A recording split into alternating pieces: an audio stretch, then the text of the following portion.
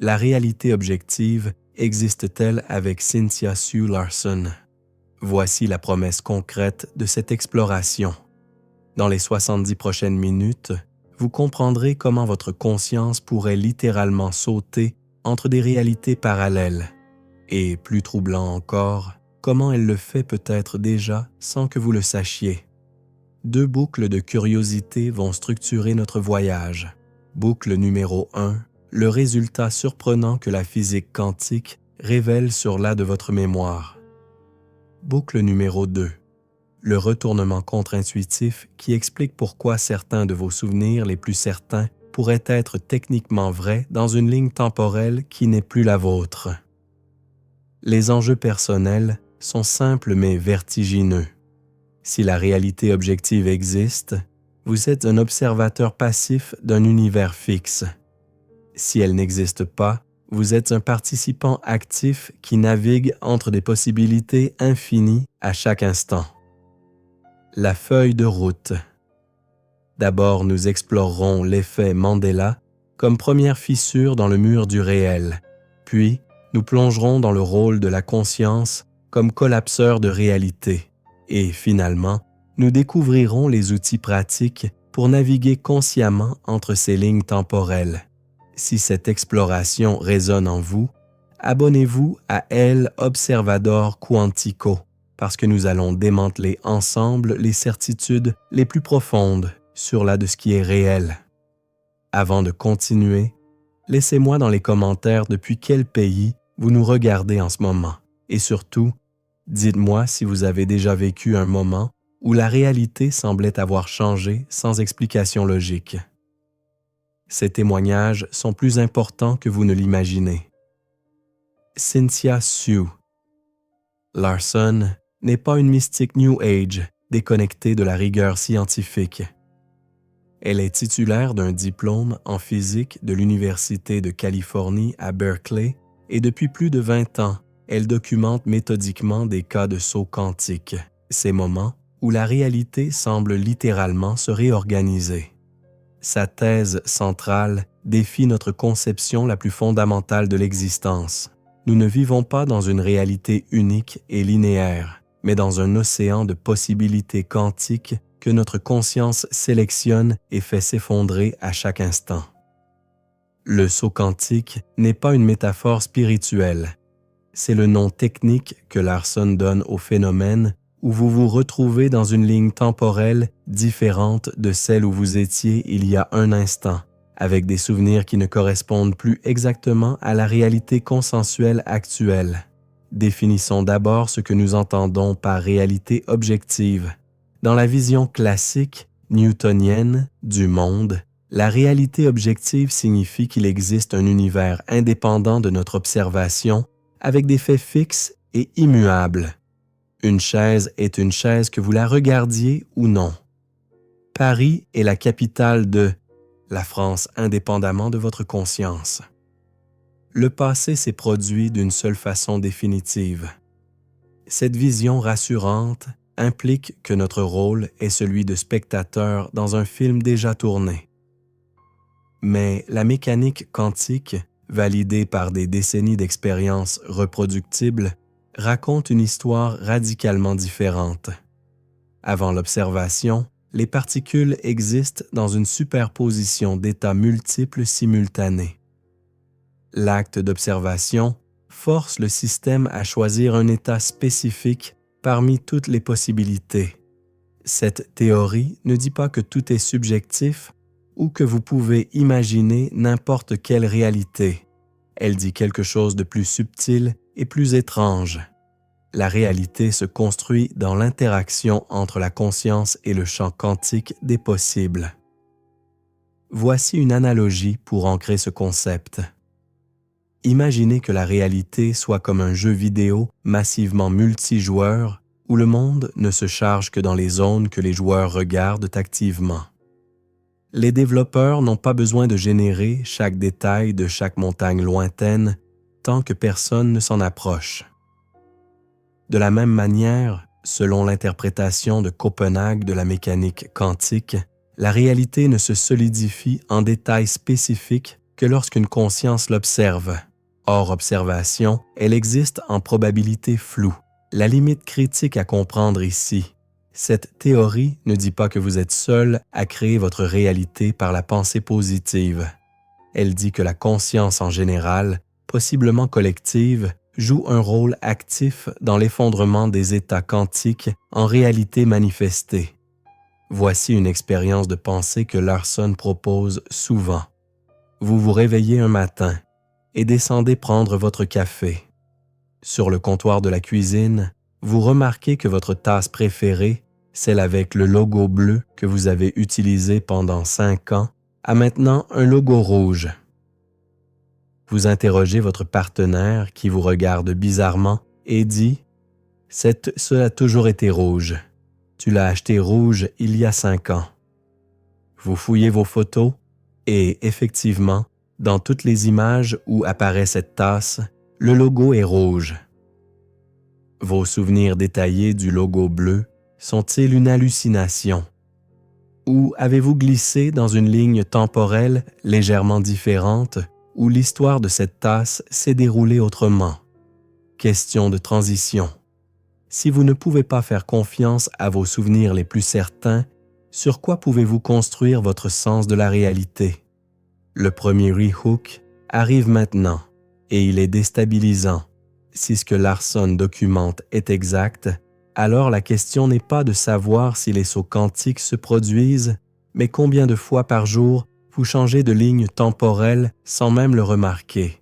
Les petites incohérences que vous attribuez à des trous de mémoire, les objets qui semblent se déplacer tout seuls, les conversations dont vous juriez qu'elles s'étaient déroulées différemment, tout cela pourrait être les traces de votre navigation entre des réalités parallèles.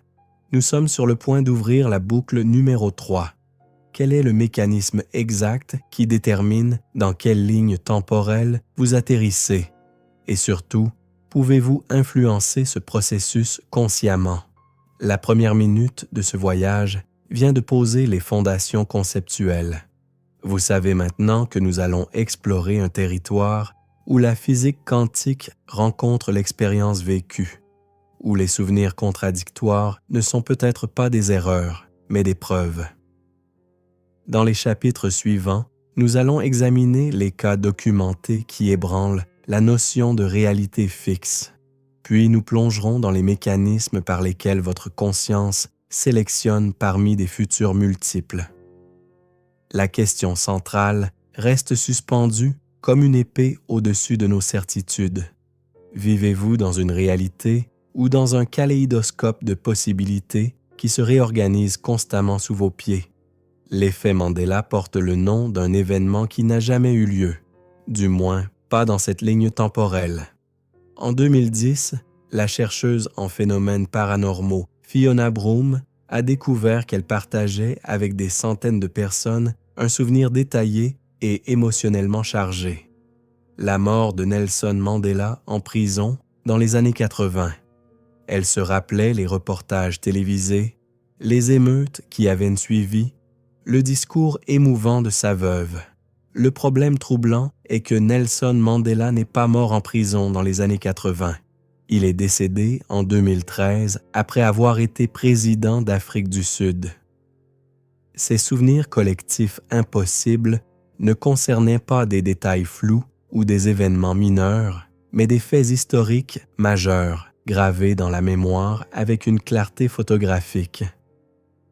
Comment des milliers de personnes peuvent-elles partager des souvenirs détaillés d'événements qui, selon toute documentation disponible, ne se sont jamais produits dans notre réalité actuelle?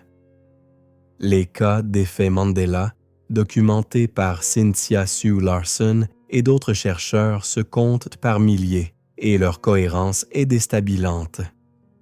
Des millions de personnes jurent que la série pour enfants s'appelait Les ours Berenstein, avec un EIN à la fin, alors que tous les livres existants aujourd'hui montrent Berenstein avec un AIN.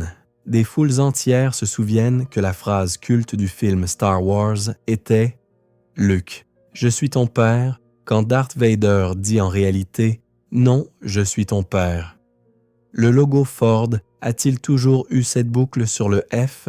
La reine maléfique de Blanche-Neige a-t-elle vraiment dit « Miroir, miroir, où était-ce? Miroir magique ». Ces exemples pourraient sembler triviaux, de simples erreurs de mémoire collective, sauf que les personnes qui rapportent ces souvenirs alternatifs ne sont pas des observateurs passifs qui ont mal retenu l'information. Ce sont souvent des professionnels dont le travail dépendait de ces détails précis, des graphistes qui ont reproduit ces logos des centaines de fois, des fans qui ont récité ces répliques pendant des décennies. Voici l'analogie que Larson utilise pour comprendre ce phénomène à travers le prisme quantique. Imaginez que chaque décision importante dans l'histoire, chaque choix significatif fait par des millions de personnes, crée une bifurcation dans la ligne temporelle, comme une branche d'arbre qui se divise en deux branches plus petites. Dans une branche, les auteurs Berenstain ont choisi de modifier l'orthographe de leur nom pour des raisons marketing dans les années 70. Dans une autre branche, ils ont gardé l'orthographe originale Berenstein. Les deux lignes temporelles existent simultanément dans le champ quantique des possibles. Votre conscience, pour des raisons que nous explorerons dans les prochains chapitres, peut parfois glisser d'une branche à l'autre, emportant avec elle les souvenirs de la ligne temporelle précédente. Vous atterrissez dans une réalité où l'histoire s'est déroulée légèrement différemment, mais vos souvenirs de l'autre version restent intacts, créant cette dissonance cognitive troublante. La limite critique à établir ici, celle que Larson insiste toujours à clarifier, l'effet Mandela n'est pas simplement une question de faux souvenirs ou de confusion collective.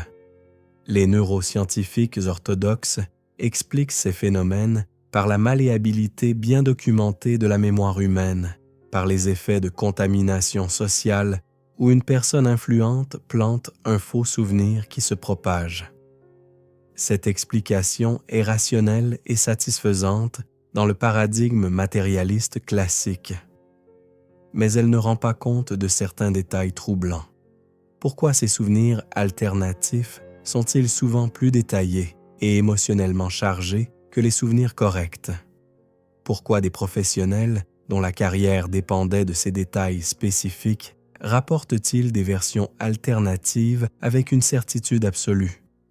Pourquoi ces phénomènes semblent-ils se concentrer autour de certains événements et symboles culturels spécifiques? Larson documente un cas particulièrement fascinant qui illustre la profondeur du mystère. Une anatomiste médicale avec 15 ans d'expérience a contacté Larson complètement désorientée parce que l'anatomie du cœur humain avait changé. Elle jurait, avec la certitude professionnelle de quelqu'un qui a disséqué des centaines de cœurs, que l'organe était positionné sur le côté gauche de la poitrine. Tous les manuels qu'elle consultait maintenant montraient le cœur au centre, légèrement incliné vers la gauche. Ses collègues la regardèrent avec inquiétude quand elle insistait sur le fait que ce n'était pas ce qu'elle avait appris et enseigné pendant toute sa carrière. Était-elle en train de perdre la raison ou avait-elle glissé dans une ligne temporelle où l'anatomie humaine s'était développée subtilement différemment?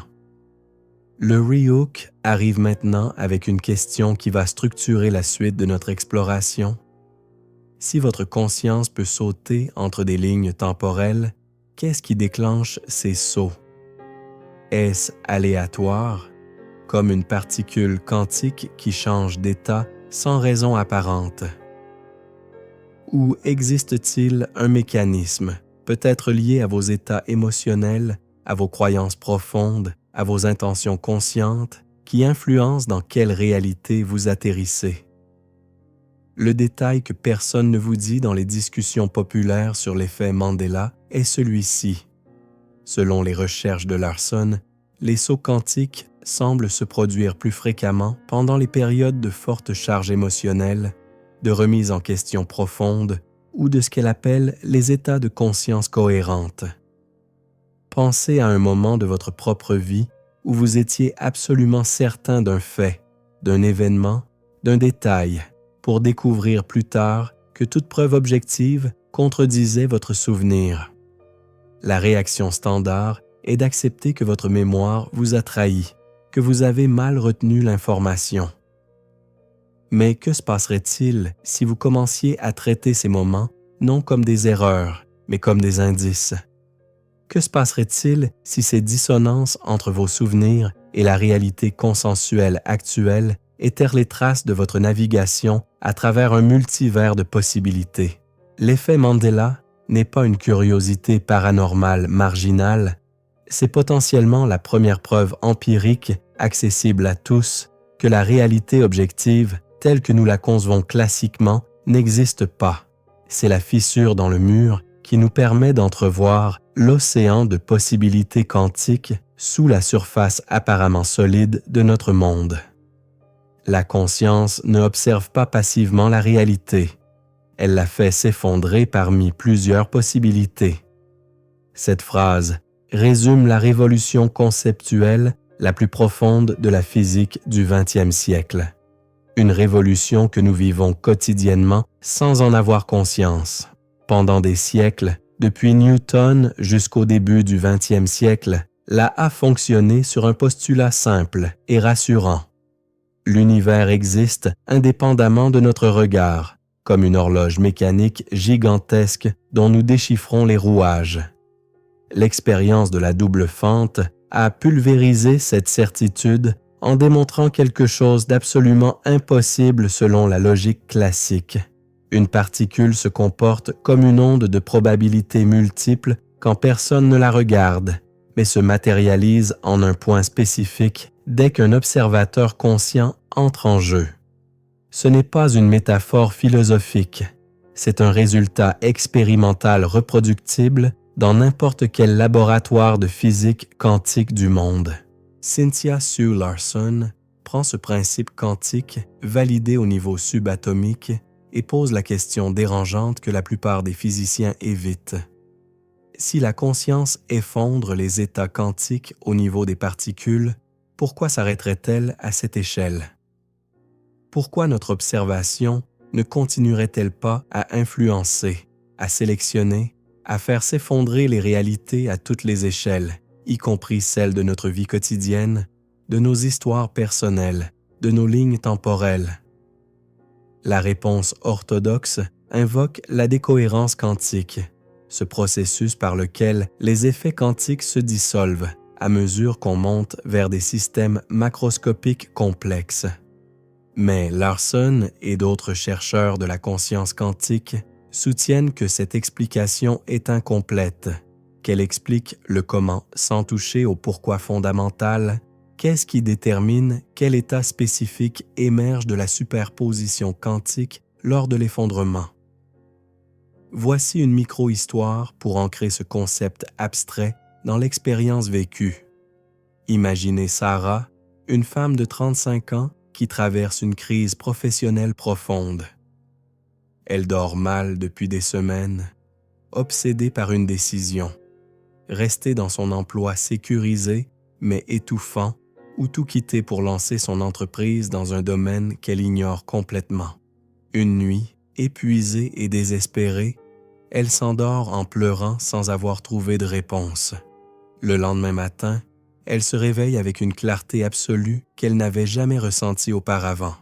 La décision semble avoir été prise pendant son sommeil, non par une délibération rationnelle, mais par un réalignement complet de son être.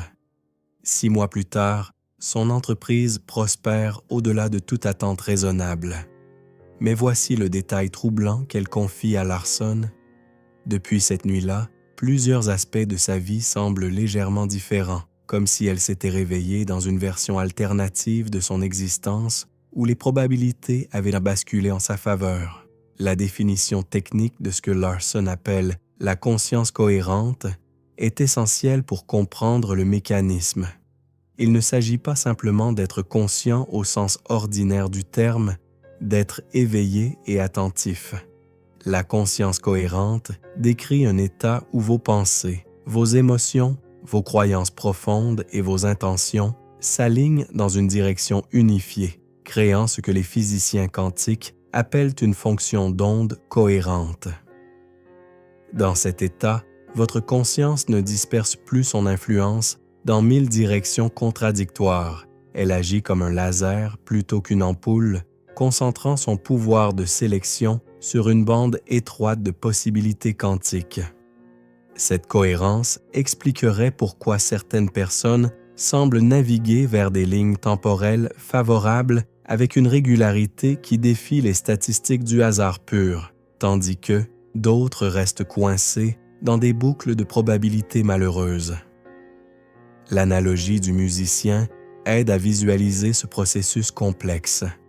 Imaginez que la réalité soit comme une guitare avec un nombre infini de cordes, chacune représentant une ligne temporelle possible, une version différente des événements. La plupart du temps, votre conscience gratte ces cordes au hasard, produisant un bruit cacophonique de possibilités contradictoires. Vous voulez réussir, mais vous croyez profondément que vous ne méritez pas le succès. Vous désirez une relation, mais vous avez peur de l'intimité. Ces contradictions internes créent une interférence destructive dans votre fonction d'onde de conscience. Mais quand vous atteignez un état de cohérence, quand toutes les parties de vous-même vibrent à la même fréquence, vous jouez un accord parfait qui résonne avec une ligne temporelle spécifique. Cet accord fait s'effondrer le champ quantique des possibles vers la réalité qui correspond à votre état de cohérence.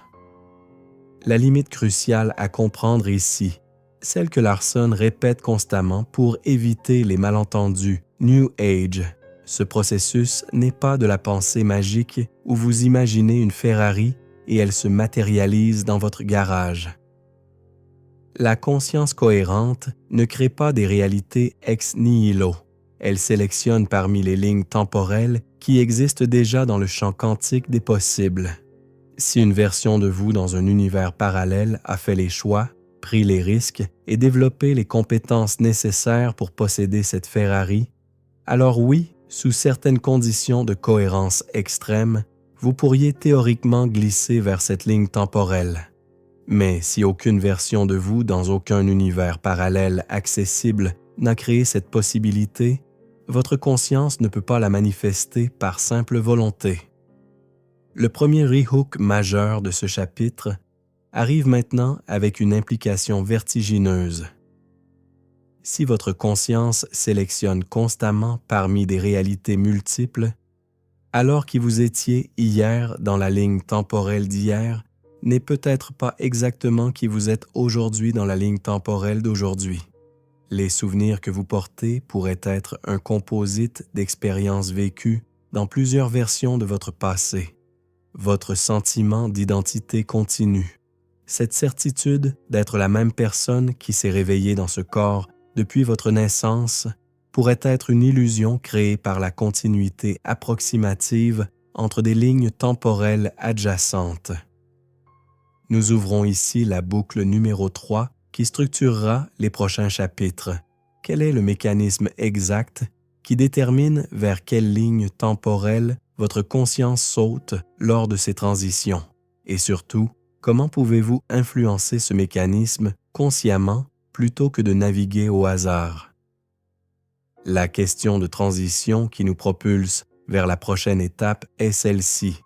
Si la théorie de Larson est correcte, si nous sautons effectivement entre des réalités multiples guidées par notre état de cohérence, alors quelles preuves scientifiques concrètes supportent cette vision radicale? Comment distinguer cette hypothèse quantique des explications psychologiques plus conventionnelles? C'est précisément ce territoire que nous allons explorer dans le prochain chapitre. Armé maintenant de la compréhension que votre conscience n'est pas un spectateur passif, mais le compositeur actif de la symphonie de votre réalité. Les preuves scientifiques qui supportent la vision de Cynthia Sue Larson ne viennent pas d'expériences marginales menées dans des laboratoires obscurs, elles émergent du cœur même de la physique quantique la plus orthodoxe et la plus rigoureusement validée. L'expérience de l'intrication quantique, aussi appelée non-localité, démontre que deux particules qui ont interagi restent mystérieusement connectées quelle que soit la distance qui les sépare. Quand vous mesurez l'état de l'une, l'état de l'autre change instantanément, même si elle se trouve à l'autre bout de l'univers. Einstein détestait cette implication et l'appelait action fantôme à distance, mais des décennies d'expérience, culminant avec les travaux récompensés par le prix Nobel en 2022, ont confirmé sans équivoque que la non-localité quantique est réelle. Cette découverte pulvérise notre conception classique de la séparation entre les objets et suggère que l'univers fonctionne comme un système profondément interconnecté où l'information voyage par des canaux qui transcendent l'espace-temps ordinaire. Voici où l'analogie devient puissante pour connecter la physique au saut quantique de conscience. Imaginez que vous et toutes les versions de vous-même, dans des lignes temporelles parallèles, soyez comme des particules intriquées, liées par une connexion quantique invisible qui persiste à travers les différentes réalités. Quand votre conscience dans cette ligne temporelle entre dans un état de cohérence particulier, elle envoie un signal quantique non local à travers le réseau de vos versions parallèles. Les lignes temporelles ou des versions de vous avec des états de cohérence similaires existent, répondent en quelque sorte à ce signal, créant une résonance qui facilite le glissement de votre conscience vers ces réalités alternatives. Cette analogie n'est pas parfaite. Elle simplifie des mécanismes que même les physiciens quantiques peinent à formuler mathématiquement, mais elle capture l'essence du processus que Larson documente dans ses milliers de cas de sauts quantiques. Les conditions limites de cette théorie sont critiques pour maintenir l'honnêteté intellectuelle. L'intrication quantique au niveau des particules subatomiques est un fait expérimental établi. L'extrapolation de ce phénomène à l'échelle de la conscience humaine et des lignes temporelles macroscopiques reste hautement spéculative et controversée dans la communauté scientifique mainstream. La décohérence quantique, ce processus par lequel les états superposés s'effondrent rapidement dans les systèmes complexes interagissant avec leur environnement, rend théoriquement très difficile le maintien de la cohérence quantique à l'échelle biologique. Les opposants à la conscience quantique soutiennent que le cerveau humain est trop chaud, trop humide, trop chaotique pour préserver les états quantiques délicats nécessaires à ces phénomènes. Pourtant, des recherches récentes en biologie quantique ont découvert des processus quantiques robustes dans la photosynthèse, dans la navigation des oiseaux migrateurs et possiblement dans les microtubules neuronaux, suggérant que la a trouvé des mécanismes pour protéger la cohérence quantique même dans des environnements biologiques apparemment hostiles. La casse / preuve numéro 1 que Larson présente souvent implique les travaux du physicien Hugh Everett et son interprétation des mondes multiples de la mécanique quantique. Contrairement à l'interprétation de Copenhague, qui postule un effondrement mystérieux de la fonction d'onde lors de l'observation, Everett a proposé en 1957 que toutes les possibilités quantiques se réalisent effectivement, chacune dans sa propre branche d'univers. Quand un électron peut aller à gauche ou à droite, l'univers se divise littéralement en deux branches, une où il va à gauche et une où il va à droite. Cette théorie, initialement considérée comme de la fiction, est aujourd'hui prise au sérieux par une portion significative des physiciens théoriciens, parce qu'elle résout élégamment les paradoxes de la mécanique quantique sans invoquer d'effondrement mystérieux. Si Everett a raison, alors il existe actuellement un nombre astronomiquement grand de versions de vous, vivant toutes des variations de votre vie dans des univers parallèles qui se ramifient à chaque instant quantique. Le contre-argument honnête que nous devons adresser maintenant est celui de la parcimonie scientifique, le rasoir d'Occam appliqué au multivers.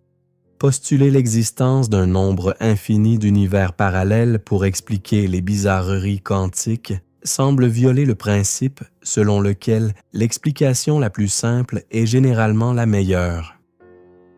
N'est-il pas plus raisonnable d'accepter que nos souvenirs sont faillibles, que l'effet Mandela s'explique par la psychologie sociale, que les coïncidences troublantes sont simplement le produit de l'immense espace d'échantillonnage de l'expérience humaine? La réponse de Larson à cette objection est nuancée et mérite attention. Elle ne prétend pas que la théorie des sauts quantiques entre lignes temporelles est prouvée au sens scientifique strict du terme. Elle soutient que cette théorie offre un cadre explicatif plus cohérent pour certains phénomènes que les explications conventionnelles ne parviennent pas à accommoder sans recourir à des contorsions ad hoc. Le deuxième rehook arrive maintenant avec le détail que personne ne vous dit dans les discussions populaires sur les multivers. Si l'interprétation d'Everett est correcte, si vous existez simultanément dans d'innombrables lignes temporelles, alors la question n'est pas de savoir si les sauts quantiques sont possibles, mais pourquoi vous avez l'impression d'être coincé dans une seule ligne temporelle continue. Qu'est-ce qui crée cette illusion de continuité? Pourquoi ne vous souvenez-vous pas consciemment des moments de bifurcation? La réponse que Larson propose implique la même de la mémoire et de l'identité, des concepts que nous avons toujours considérés comme fondamentaux, mais qui pourraient être beaucoup plus fluides et construits que nous l'imaginons. La casse/preuve numéro 2 vient d'un angle complètement différent, celui de l'expérience directe documentée systématiquement. Larson a collecté plus de 3000 rapports détaillés de personnes décrivant des expériences de sauts quantiques utilisant une méthodologie rigoureuse d'entretien structuré et de vérification croisée. Ces témoignages révèlent des patterns troublants. Les sauts semblent plus fréquents pendant les états de conscience modifiés comme la méditation profonde, les rêves lucides ou les moments de stress émotionnel intense. Les changements rapportés impliquent souvent des détails vérifiables comme des objets qui changent de position, des conversations qui se sont déroulées différemment selon les participants, des cicatrices qui apparaissent ou disparaissent sans explication médicale. Bien sûr, les témoignages anecdotiques ne constituent pas une preuve scientifique au sens strict, mais leur cohérence à travers des cultures et des contextes très différents suggère un phénomène réel qui mérite une investigation sérieuse plutôt qu'un rejet dogmatique.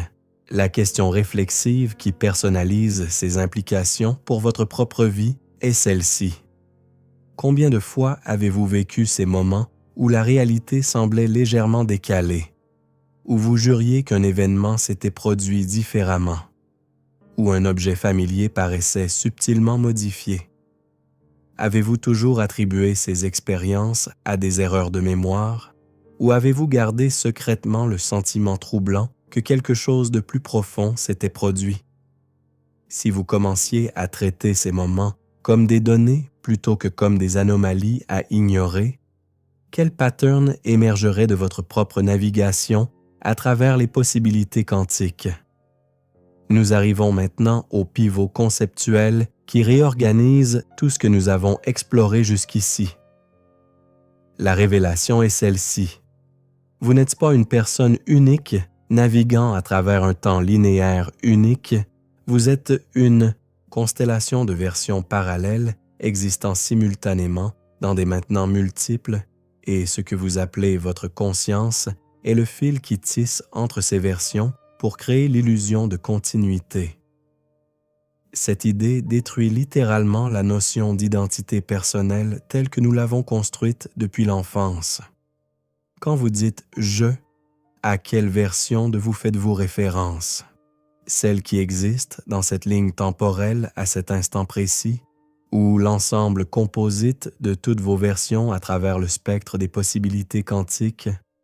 Larson soutient que votre sentiment d'être un moi unique et continu est une construction narrative que votre cerveau fabrique pour donner un sens à l'expérience fragmentée de naviguer entre des réalités multiples. Cette construction est utile pour fonctionner dans le monde social, mais elle cache la vérité beaucoup plus fluide et décentralisée de ce que vous êtes réellement. La fermeture de la boucle numéro 2, que nous avions ouverte dans le premier chapitre, arrive maintenant avec sa récompense visible. Rappelez-vous la question du retournement contre-intuitif. Pourquoi certains de vos souvenirs, les plus certains, pourraient être techniquement vrais dans une ligne temporelle qui n'est plus la vôtre? La réponse devient claire maintenant. Si vous existez dans plusieurs lignes temporelles simultanément, et si votre conscience peut glisser entre elles, alors vos souvenirs sont nécessairement un patchwork d'expériences vécues dans différentes versions de votre passé. Le souvenir de la tasse avec le logo bleu dont nous avons parlé au début n'est pas une erreur de mémoire. C'est un souvenir authentique d'une ligne temporelle où cette tasse était effectivement bleue. Vous avez vécu cette réalité, vous l'avez expérimentée directement, et puis à un moment de bifurcation quantique, votre conscience a glissé vers une ligne temporelle où l'histoire de cette tasse s'est déroulée différemment.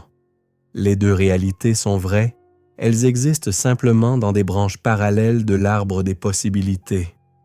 La casse/preuve numéro 2 qui illustre ce pivot conceptuel vient des travaux du physicien David Deutsch sur le calcul quantique. Deutsch a démontré mathématiquement que les ordinateurs quantiques fonctionnent en exploitant littéralement le parallélisme des univers multiples. Un ordinateur quantique avec seulement 300 qubits peut effectuer plus de calculs simultanés qu'il n'y a de particules dans l'univers observable. Comment est-ce possible dans un univers unique? La réponse de Deutsch est simple et stupéfiante. L'ordinateur quantique ne fonctionne pas dans un univers unique. Il exploite les ressources computationnelles de versions parallèles de lui-même existant dans d'innombrables lignes temporelles. Chaque calcul se produit dans une branche différente du multivers et les résultats convergent ensuite par interférence quantique pour produire la réponse finale. Si cette explication est correcte, et elle résout élégamment les paradoxes du calcul quantique, alors nous avons déjà une preuve technologique fonctionnelle que les univers parallèles ne sont pas de la fiction, mais de la physique appliquée. Voici l'analogie qui rend ce concept vertigineux accessible à l'intuition. Imaginez que votre vie soit comme un film. Mais au lieu d'une seule bobine linéaire, il existe des millions de versions du film tournées simultanément avec des variations subtiles dans chaque scène. Dans une version, vous avez dit oui à cette offre d'emploi. Dans une autre, vous avez dit non.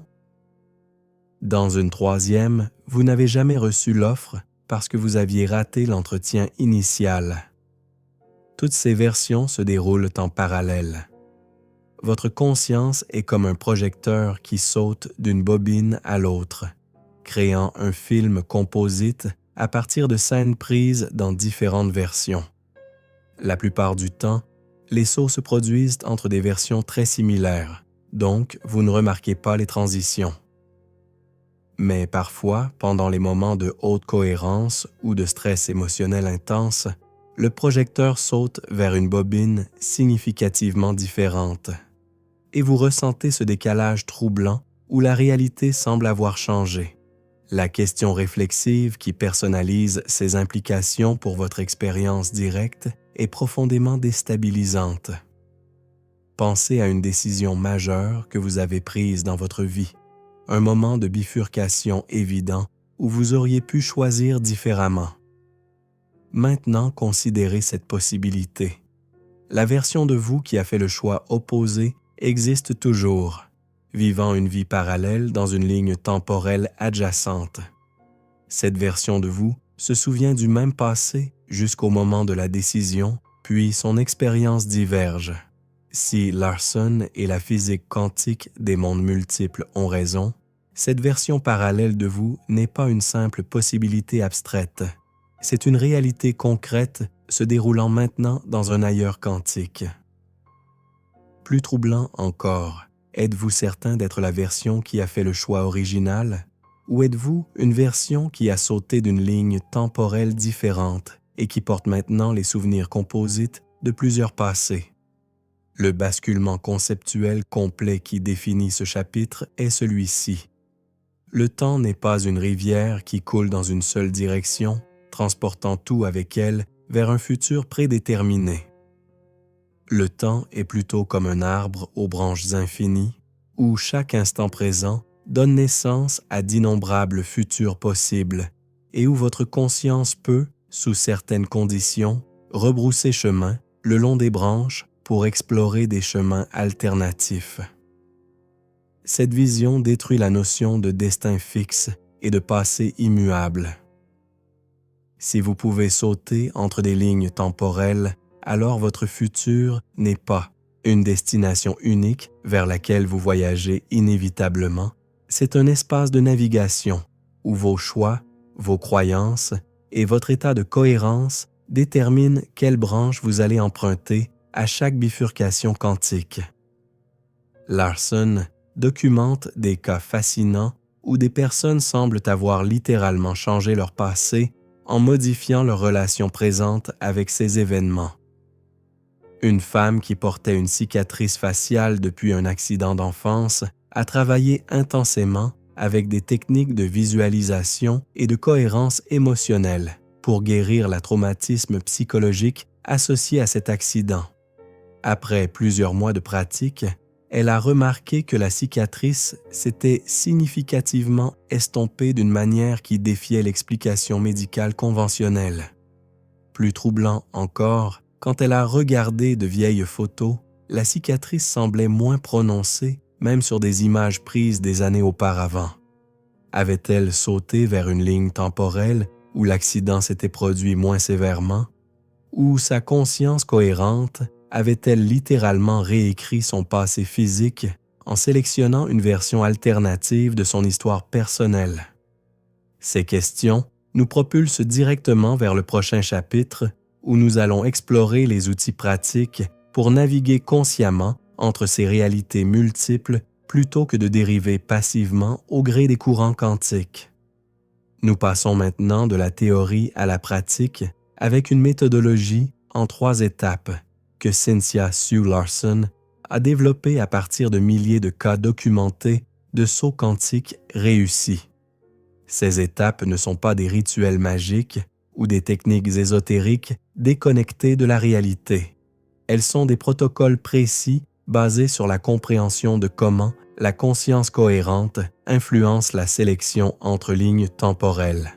La première étape s'appelle « remarquer », la deuxième « tester » et la troisième « réinterpréter ». Chacune construit sur la précédente pour créer un système complet de navigation consciente à travers le champ quantique des possibles. Ces pratiques ne garantissent pas que vous allez instantanément manifester la vie de vos rêves, mais elles augmentent significativement votre capacité à reconnaître les moments de bifurcation et à orienter votre conscience vers les lignes temporelles qui alignent avec vos intentions les plus profondes. Étape numéro 1. Remarquer commence par développer une attention méticuleuse aux anomalies de la réalité. La plupart des gens passent leur vie en pilotage automatique, filtrant activement les expériences qui ne correspondent pas à leurs attentes établies. Votre cerveau construit constamment une narration cohérente de la réalité, et il ignore ou réinterprète automatiquement les données qui menacent cette cohérence. Pour naviguer consciemment entre les lignes temporelles, vous devez désactiver ce filtre et commencer à remarquer les petites bizarreries que vous auriez normalement écartées. Un objet qui n'est pas où vous l'aviez laissé. Une conversation dont vous vous souvenez différemment que votre interlocuteur. Un détail dans votre environnement familier qui semble subtilement modifié. Larson recommande de tenir un journal quotidien de ces anomalies pendant au moins 30 jours, non pas pour les expliquer ou les rationaliser, mais simplement pour les documenter objectivement. Le pattern qui émerge de ce journal révèle souvent vos points de bifurcation personnels, les moments et les circonstances où vous êtes le plus susceptible de glisser entre réalités. La pratique concrète de remarquer implique de poser 3 questions spécifiques chaque fois que vous rencontrez une anomalie. Question numéro 1. Quel était mon état émotionnel et mental dans les heures précédant cette observation? Cherchez des patterns entre votre état de conscience et la fréquence des anomalies. Question numéro 2. Cette anomalie a-t-elle une charge émotionnelle particulière pour moi ou semble-t-elle connectée à un domaine de ma vie où je désire activement un changement? Les sauts quantiques ne sont pas aléatoires, ils tendent à se produire dans les zones de votre vie où vous investissez beaucoup d'énergie consciente. Question numéro 3. Existe-t-il d'autres témoins de cette situation et comment leurs observations comparent-elles aux miennes? Les discordances entre témoins ne sont pas nécessairement des preuves que quelqu'un se trompe. Elles pourraient indiquer que différentes personnes ont glissé vers différentes lignes temporelles et portent maintenant des souvenirs de branches parallèles. Étape numéro 2. Tester consiste à expérimenter délibérément avec votre capacité à influencer quelle ligne temporelle vous habitez. Cette étape nécessite une compréhension nuancée de ce que signifie tester dans un contexte quantique. Vous n'allez pas essayer de faire léviter des objets ou de manifester de l'argent par pensée magique. Vous allez plutôt identifier une situation dans votre vie où plusieurs résultats possibles existent déjà dans le champ quantique et vous allez pratiquer l'alignement de votre conscience cohérente avec le résultat préféré. Larson suggère de commencer petit avec des situations basses en jeu, comme trouver une place de parking dans un endroit bondé ou recevoir un appel téléphonique d'une personne spécifique. L'exercice n'est pas de contrôler la réalité par force de volonté, mais d'entrer dans un état de cohérence où vous ressentez émotionnellement et viscéralement le résultat désiré comme s'il était déjà manifesté, puis de relâcher l'attachement au résultat et d'observer ce qui se produit. La technique spécifique pour tester implique 5 minutes de visualisation cohérente suivie de 24 heures de détachement complet. Pendant la phase de visualisation, vous ne vous contentez pas d'imaginer visuellement le résultat désiré, vous entrez dans l'état émotionnel et corporel que vous ressentiriez si ce résultat était déjà réel. Si vous cherchez une place de parking, vous ne visualisez pas juste la place vide. Vous ressentez le soulagement et la gratitude de l'avoir trouvée. Vous sentez votre corps se détendre en vous garant facilement. Cet état émotionnel cohérent est crucial parce que selon la théorie quantique de la conscience, vos émotions ne sont pas de simples réactions subjectives. Elles sont des fréquences vibratoires qui résonnent avec des lignes temporelles spécifiques. Après ces 5 minutes, vous devez complètement lâcher prise et continuer votre journée sans anxiété ni attachement aux résultats. L'attachement crée une interférence dans votre fonction d'onde de conscience, diluant la cohérence que vous venez de construire. Étape numéro 3. Réinterpréter est peut-être la plus puissante et la plus subtile. Elle reconnaît que votre interprétation du passé influence activement quelle ligne temporelle devient dominante dans votre expérience présente. Quand vous racontez votre histoire personnelle, quand vous vous souvenez d'événements passés, vous ne récupérez pas passivement des données fixes stockées dans votre cerveau. Vous reconstruisez activement ces souvenirs, et ce processus de reconstruction peut littéralement sélectionner entre des versions alternatives de votre passé qui existent dans des lignes temporelles parallèles.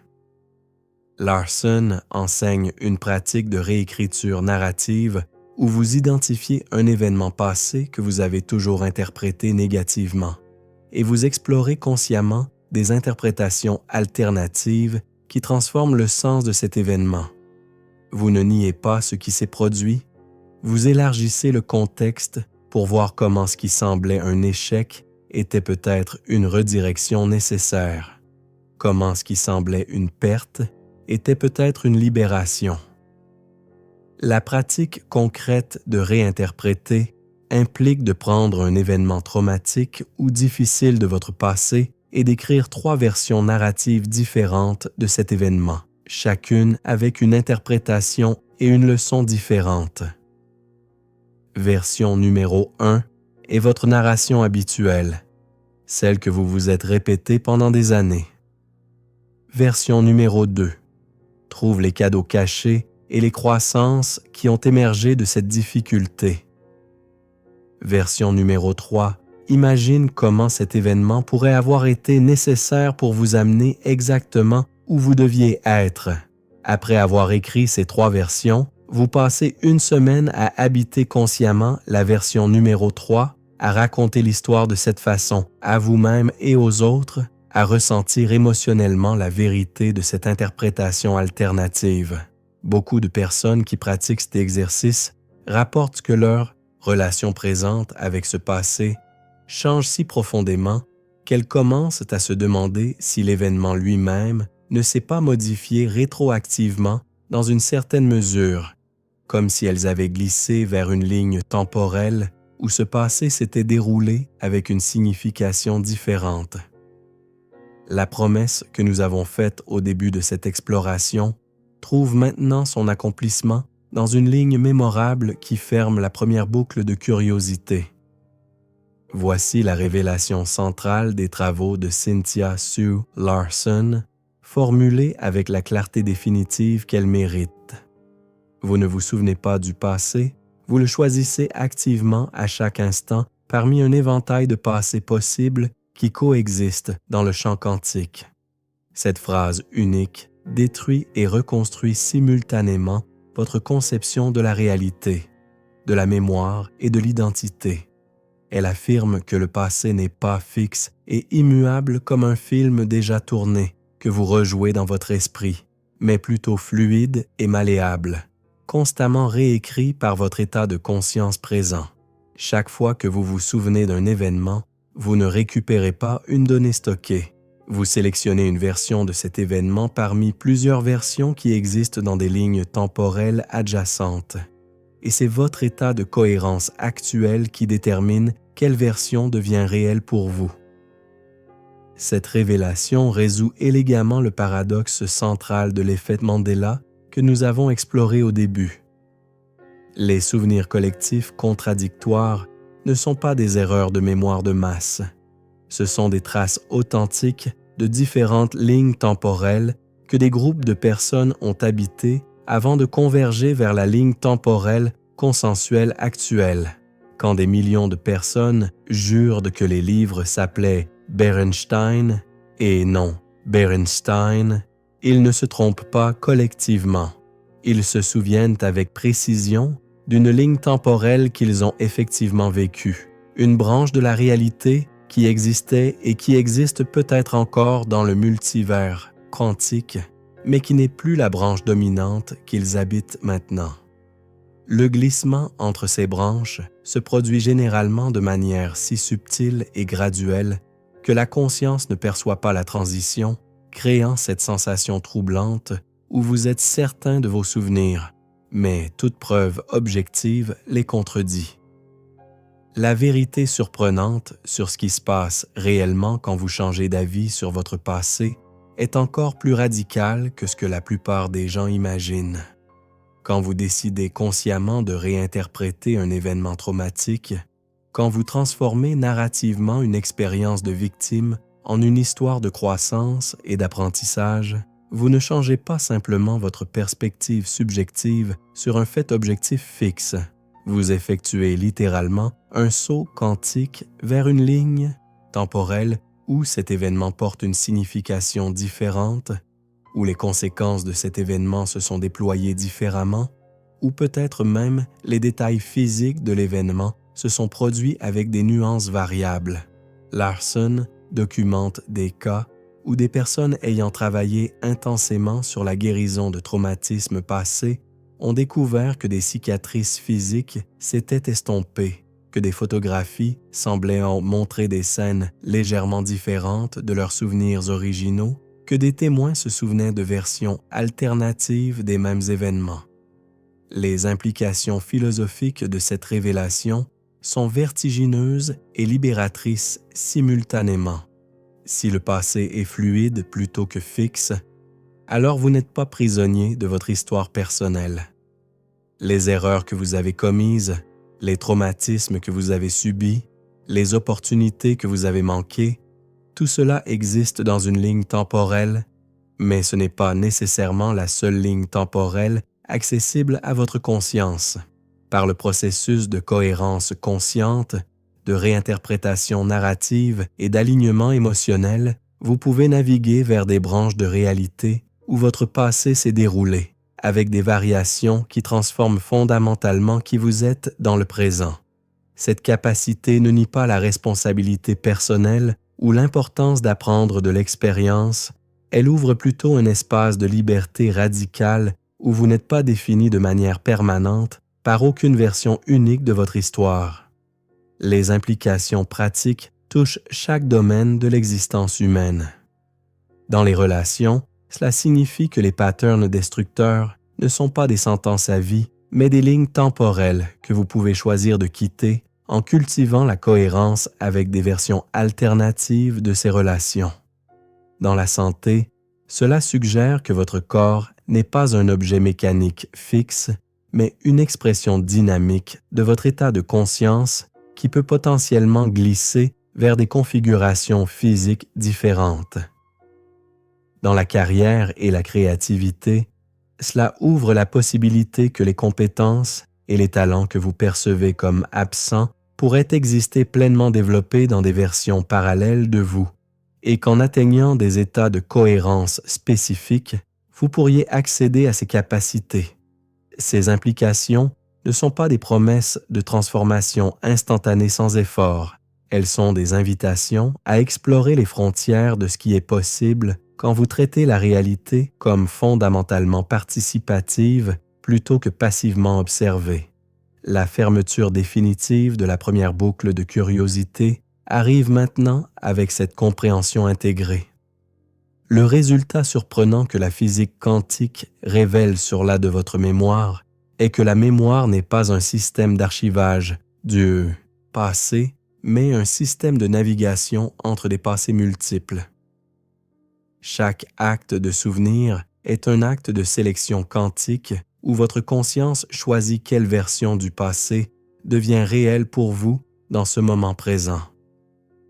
Cette sélection n'est pas arbitraire ou chaotique. Elle est profondément influencée par votre état émotionnel, vos croyances fondamentales, votre niveau de cohérence interne et votre intention consciente. Comprendre ce mécanisme transforme radicalement votre relation avec votre propre histoire et ouvre la porte à des formes de guérison et de transformation qui semblaient impossibles dans le paradigme matérialiste classique. Le moment de basculement conceptuel définitif est celui-ci. Vous n'êtes pas un être figé essayant de changer dans un monde fixe, vous êtes un navigateur quantique se déplaçant à travers un océan de possibilités où d'innombrables versions de vous et de votre monde coexistent, attendant d'être sélectionnées par votre conscience cohérente. Cette compréhension ne résout pas tous les mystères de l'existence. Elle ne répond pas à toutes les questions sur la ultime de la réalité, mais elle fournit un cadre opérationnel puissant pour comprendre votre rôle actif dans la création de votre expérience, et elle offre des outils pratiques pour naviguer plus consciemment vers les lignes temporelles qui alignent avec vos valeurs et vos aspirations les plus profondes. La question n'est plus de savoir si vous pouvez changer votre réalité, mais quelle version de la réalité vous allez choisir d'habiter à partir de maintenant. Nous arrivons maintenant à la résolution en 3 temps qui transforme cette exploration théorique en sagesse pratique vivante. Premier temps, ce que vous croyiez au début de ce voyage. vous pensiez habiter un univers unique et objectif où le passé était fixe, le futur incertain mais singulier, et votre rôle limité à celui d'observateur conscient naviguant à travers une réalité indépendante de votre regard.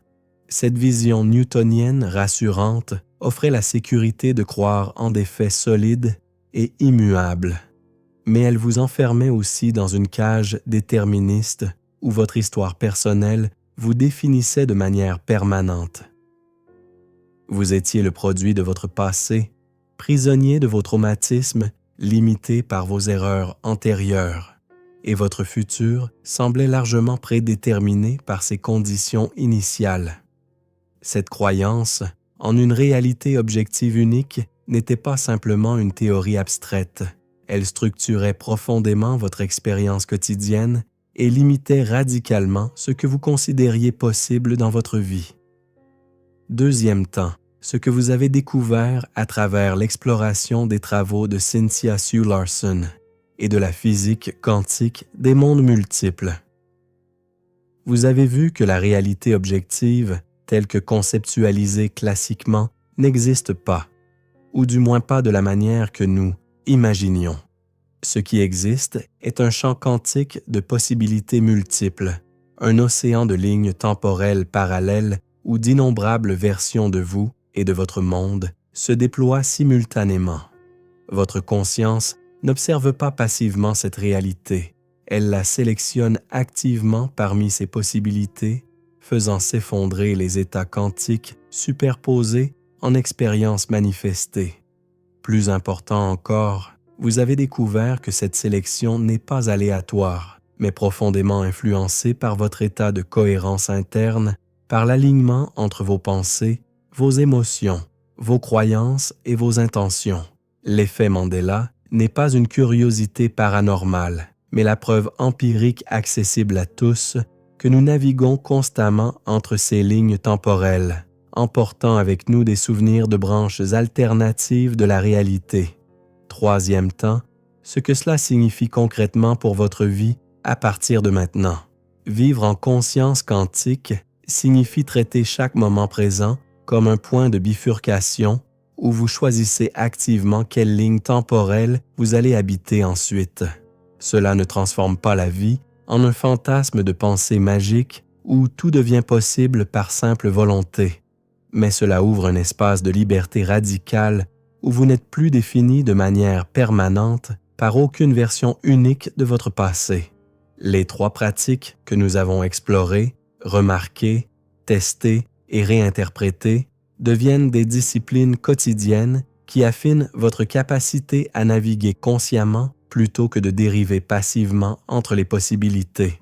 Vous commencez à reconnaître les moments où la réalité semble fluide, où les synchronicités s'accumulent, où vous ressentez cette sensation étrange que quelque chose a subtilement changé. Ces moments ne sont plus des anomalies à ignorer, mais des opportunités à saisir pour orienter votre trajectoire vers des lignes temporelles plus alignées avec vos aspirations profondes. La graine non résolue que nous plantons maintenant pour le prochain chapitre de cette exploration concerne la dimension collective de la conscience quantique. Si chaque individu navigue entre des lignes temporelles personnelles, que se passe-t-il quand des groupes de personnes synchronisent leur cohérence vers une intention partagée? Les recherches émergentes sur la cohérence collective suggèrent que des communautés entières pourraient potentiellement sauter ensemble vers des branches de réalité où des futurs radicalement différents se manifestent.